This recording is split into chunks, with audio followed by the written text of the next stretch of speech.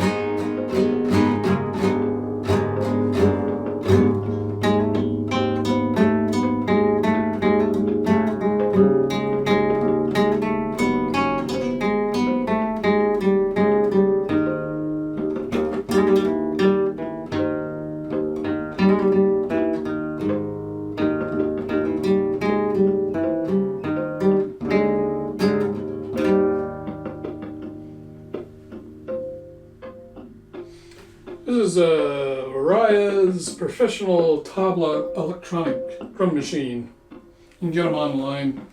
Only problem playing a drum machine is you can't like flow like the tempo as much because a drum machine is just got a real drummer. They can hear you and they kind of change with you, but it's still fun to play with.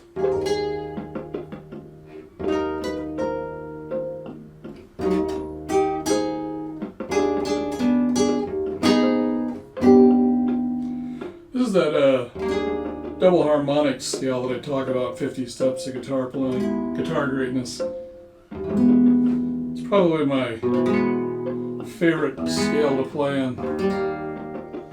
But I'm used to like being able to play just flowing, and playing with the drum machine is different.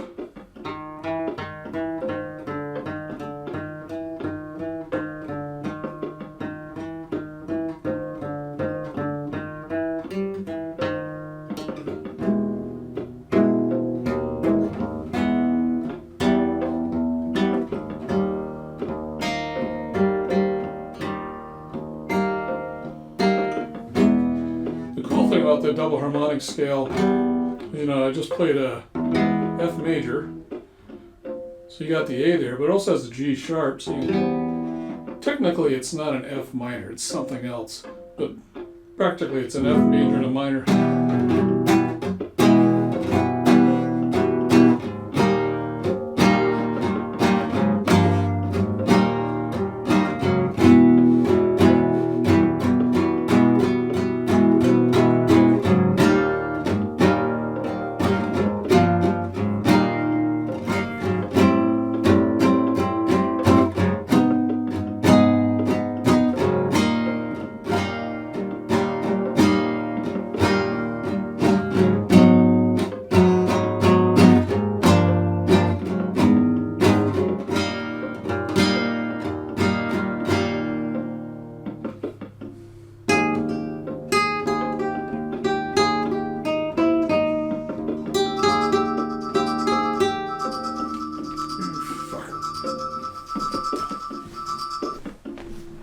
Damn phones.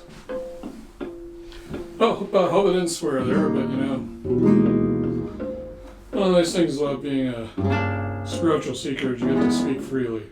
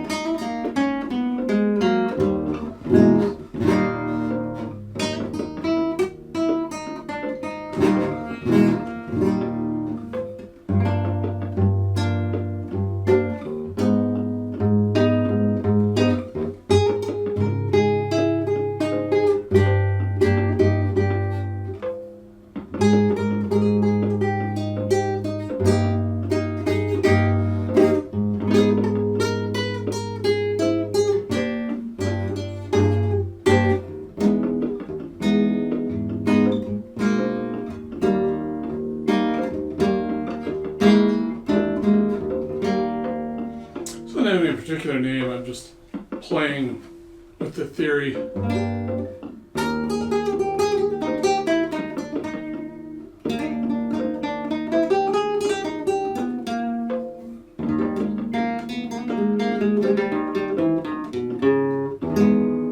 I'm just kind of making this up as I'm going along. So it sounds like I'm making mistakes just because I'm like, oops.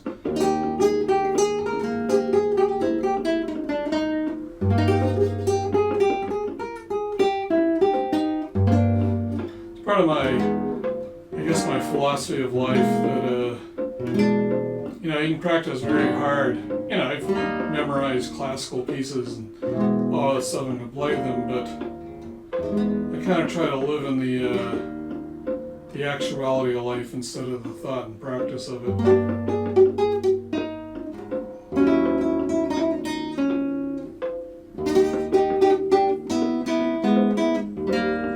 So I just kind of play the guitar as it kind of comes and goes.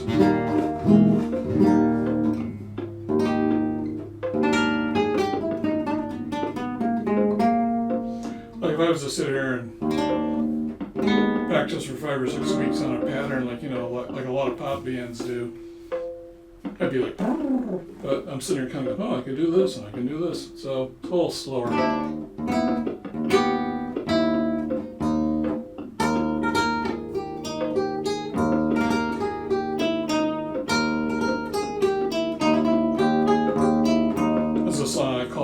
Indian passages.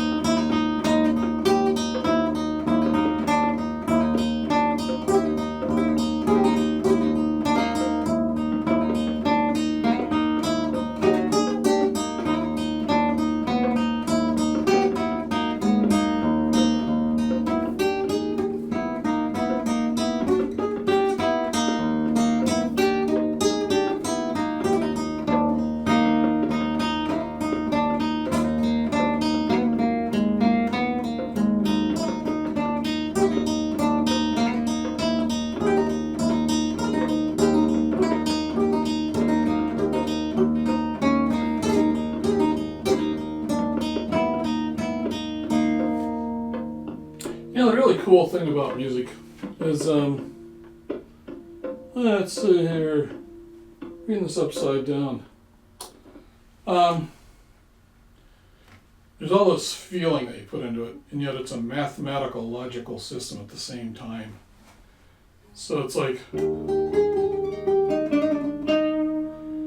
able to play like this is, the 50 plus years of sitting where all my notes are on the neck.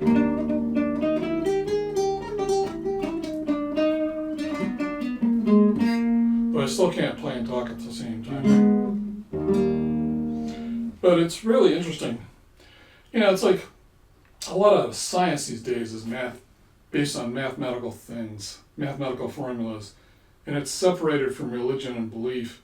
But way back when that all started, like the Pythagoreans had this real thing for the number of 10. When you divide and measure things by 10, it all just fits into place. And undergirded their whole religious system. So there's this big connection between spirituality and religion and math and philosophy, and it was all one thing. Now we have it all segregated apart. And still, you have religious people who go out and do mass suicides, and then you have people who think they're mass slaughterings, and you have a bunch of people who are into like mathematical stuff, and they also go out and slaughter. So I don't know that I think people just worship the fact that they think they figured it out, and anyone who doesn't agree with them, well, they're failures and need to be eliminated. I don't know what that is in human beings. I think the big goal in life is to let go of being right and having the great explanation that explains everything, so you're kind of godlike. You've got to give up being godlike. Yeah. So you can meet God. You've got to quit worshiping yourself so you can meet God.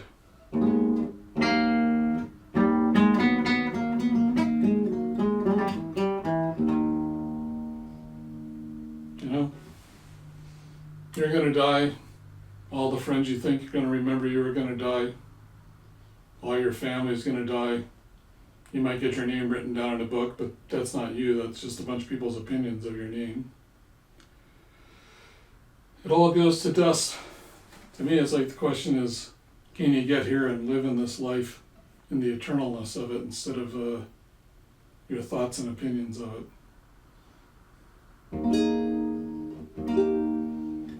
That's what I think probably. I'm starting to think eternal life is living your life attached to eternity. Okay, well that's it for today. Thank you very much.